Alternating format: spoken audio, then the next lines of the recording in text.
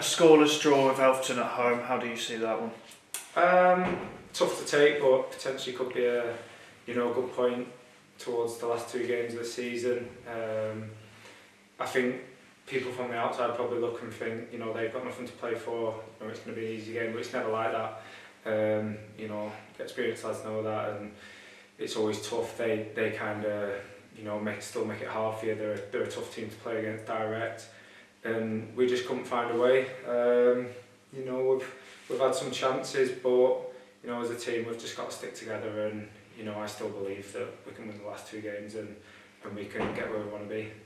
You mentioned there about being a tough game. Did maybe tiredness play an aspect in the last few games, especially with yourself playing majority of the season? You can say tiredness, but we've had a good rest. We trained well on Wednesday. I feel like we all look at it and they're in the same boat.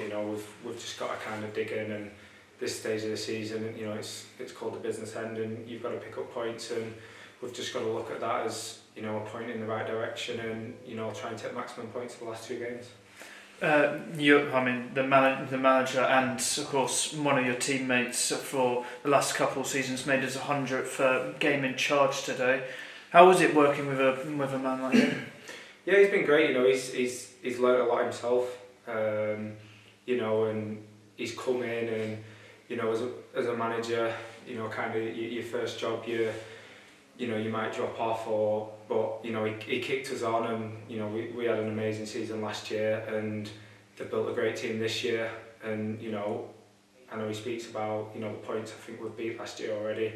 It'd be difficult if we didn't make the playoffs, about the points tally, but you've always got to look at that as progression, and he's committed to giving 100%, and all the staff are, and we all want to go in the right direction, and I'm sure he's got many games more in a manager role. Going in the right direction, as you say, we are still well within the mix of the playoffs, and you say there is a belief there. Yeah, well, we've got a belief. I think we probably looked a bit deflated today because you want to play at home, you want to win games. We've had a couple of chances and we've been unfortunate. Sometimes you need a bit of luck on your side, but I believe it's you've got to look at clean sheet, and hopefully we can go into Monday now as that being a good point. I believe every team in this league beats everyone. There's still points to be dropped and points to be played for, so hopefully in the next 2 games we can take maximum points and see where we're at after that. Going off the pitch today, there was in excess of 600 people in the crowd, including a lot of our juniors. How is that for a player to see them in the stands? Yeah, it's good to see. I think this is my 3rd season now, and I feel like every year the club's progressed in the right direction. There's a lot of good people here, a lot of hard-working people.